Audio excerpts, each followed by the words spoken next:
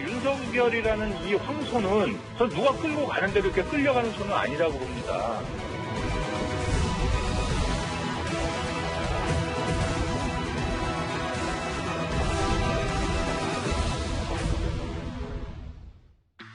예, 먼저 위 주제부터 만나보겠습니다. 지금부터 영상을 쭉쭉 만나볼 텐데요. 김종인 전 비대위원장이 당권 주자를 공개적으로 처음 만났습니다. 바로 초선의 김웅 의원입니다.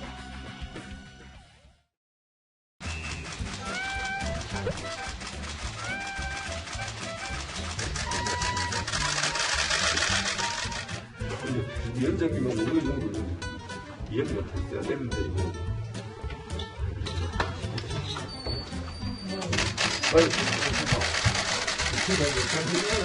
기자들 모르고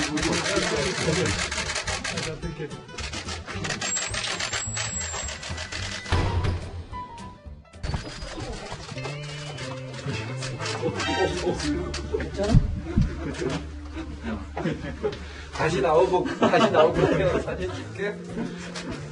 이거 너무 힘들어가지고.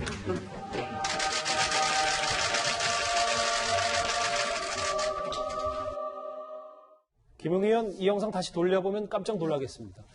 보신 것처럼 두 사람은 서울 종로구 김종인 전 비대위원장 사무실에서 40여 분간 만났습니다. 역시 화두는 윤석열 전 총장이었습니다.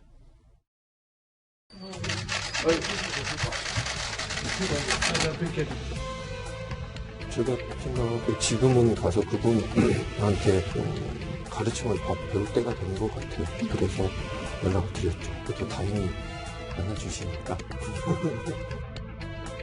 요즘에는 거의 별로 안 했고, 윤석열이 지금 상당히 선택지가 거의 없어진 상황이 아니냐, 이런 이야기를 하고, 시간을 좀 줄 필요가 있는 것 같다던가 생각을 했고, 시간이 그 정도?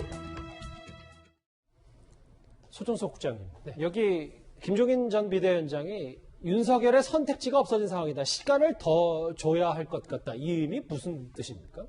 지난번에 이제 김종인 전 비대위원장이 5월 중순쯤 되면은 윤석열 전 총장이 어떤 좀 입장을 표명하지 않을까 그런 얘기를 한 적이 있지 않습니까?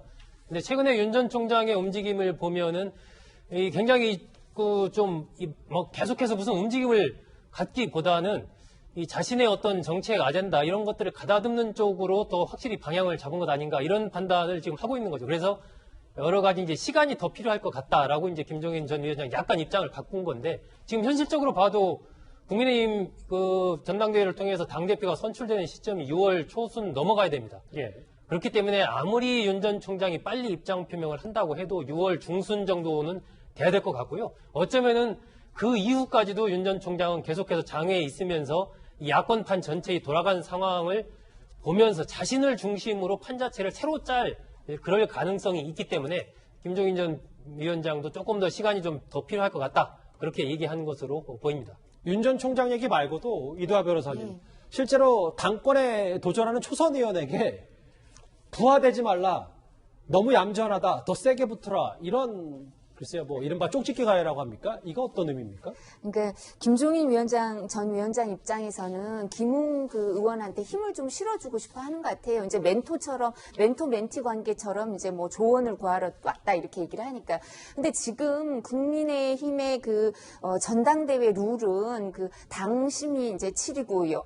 민심이 3 이렇게 돼 있고요. 그 다음에 뿐만 아니라 당대표와 최고위원을 분리해서 선출하거든요. 그러니까 당대표로 나가서 2등이면 그냥 아무것도 아닌 거예요.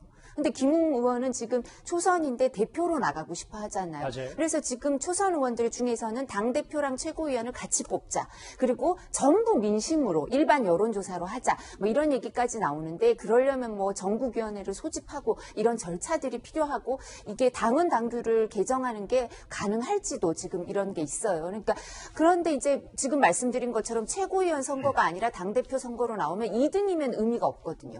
그러니까 이제 차별화를 보여주고 본인이 또 어떤 그 리더십을 보여줘야 될 수밖에 없는 게 지금 이제 국민의힘의 당대표 이번에 당대표에게 가장 원하는 것 중에 하나가 일정 부분 리더십이 있어야 되는 게 단일화를 이제 우리 당의 후보를 뽑고도 외부의 세력과 합당을 하거나 단일화 이런 문제 있을 수밖에 없어요. 그래서 그런 부분은 초선 의원이 역량을 발휘하기가 쉽지 않기 때문에 이제 그런 부분 당원들을 설득하고 일반인들을 설득하려면 지금 이제 그런 온화한 모습, 합리적인 모습 말고도 리더십을 보여야 된다. 뭐 이런 얘기를 하지 않나 싶습니다. 이런 이 공개 회동이 의미가 작지 않은 게요. 앞서도 신당을 만들어야 한다고 주장했던 금태섭 전 의원과 김종인 전 비대위원장이 만나면서 야권이 한때 들썩이기도 했었습니다.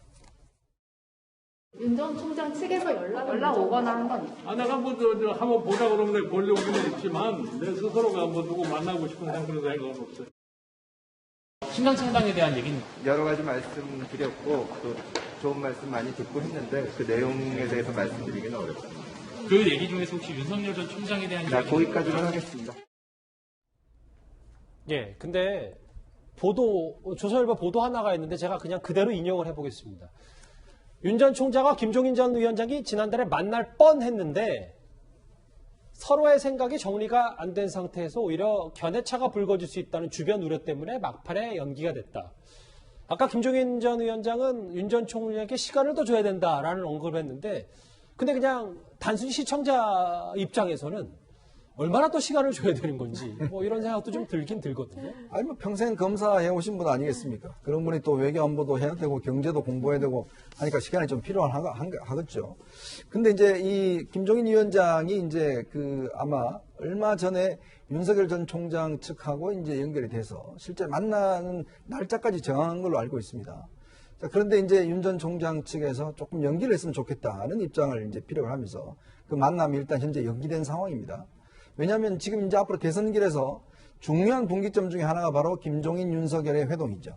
바로 이거는 이제 윤 총장 입장에서 보면 정치를 하겠다라는 이제 사실상의 선언이나 마찬가지고 또 김종인 위원장을 만나겠다는 것은 현재 국민의힘의 어떤 그런 한계를 벗어나서 실제로 어떤 제3지역 여기서도 뭔가 본인의 역할을 하겠다라는 그런 의미로 비춰지기 때문에 이 만남 자체가 굉장히 중요한 정치 이벤트거든요. 근데 아마 윤 전 총장이 그런 부담을 느낀 것 같아요. 왜냐하면 지금 국민의힘도 사실은 이제 지금 윤 전 총장에게 입당을 하라고 이야기를 하고 있는 상황에서 국민의힘 지금 제가 알기로 아마 김한길 전 대표 정도만 정치인을 만났고 나머지는 안 만난 걸로 알고 있습니다. 그런데 만약 국민의힘을 안 만난 상황에서 김종인 위원장을 먼저 만나게 될 경우에 한쪽으로 너무 힘을 실어주는 역할을 할 수가 있는 거죠. 예. 즉 윤 전 총장 입장에서 보면 국민의힘도 무시할 수 없고 김종인 위원장도 무시할 수 없습니다. 그렇다 보니 국민의힘과 지금 이쪽 제3지역이 하나로 합쳐지면 좋겠지만 현재 그럴 수 있는 상황이 아니지 않습니까? 이제 그렇다 보니 지금 국민의힘이 되어가는 모양새, 즉 당대표 선거라는 이런 걸 좀 더 보고서 만약에 김웅 의원이 지금 초선 대표가 된다라면 분위기는 많이 달라질 수 있겠죠. 그렇지 않고 이제 다른 대표가 된다라면 또 상황이 달라질 수 있지 않겠습니까? 이런 상황을 좀 더 보고서 뭔가 어떤 이 회동을 정해야 되겠다. 그런 판단에서 연결한 걸로 알고 있습니다. 그래서 4월에 만날 뻔했다가 두 사람은 만나지 못했군요.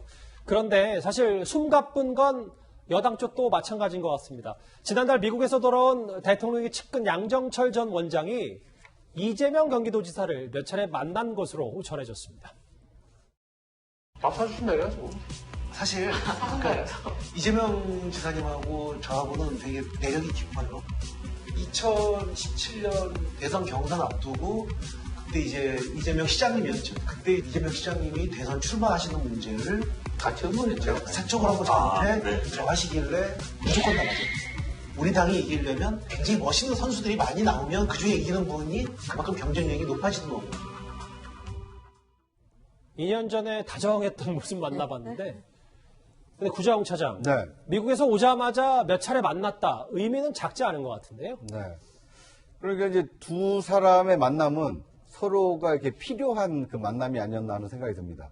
왜냐하면 이재명 이 지사의 경우에는 대국민 여론조사상으로 상당히 좀 앞서고 있지만 당 내에서 이 핵심 지지층들로부터는 아직 그 강력한 지지를 이끌어내지 못하고 있거든요. 그에 반해서 이 양정철 전 원장의 경우에는 이 문재인 대통령의 탄생에 어떤 이제 일정 정도 역할을 했다라는 평가를 받고 있기 때문에 다시 한번 킹메이커 역할을 할 수 있는 거 아니냐. 그래서 이제 킹메이커로서 양정철의 어떤 진가를 높여줄 사람이 누구냐, 그 파트너가 이재명이 될 수 있다. 이제 이렇게 그 스토리가 만들어지기 때문에 그 민주당 내에서 대선 후보를 노리고 있는 이재명 지사나 다시 한번 이번 대선판에서 이 대통령을 만들어낼 수 있는 킹메이커로서의 어떤 몸값을 높이려는 양정철 전 원장, 이게 서로의 필요 충분 조건이 맞았기 때문에 사실상 뭐 한 번을 만났는지 여러 번을 만났는지는 모르겠습니다만 이 대선 국면에 두 사람의 역할을 하려고 하고 있기 때문에 두 사람이 자연스럽게 이 만남이 이루어진 것이 아닌가 하는 생각이 듭니다. 그래서 나오는 게 이해찬 잠시 좀 전 CG가 나갔었는데 두 사람의 구심점은 그래서 이해찬 전 대표 아니냐, 이해찬 전 대표가 측면에서 이재명 지사 지원하는 거 아니냐라는 얘기 나오는데 다음 화면을 볼까요? 손 소장님. 네.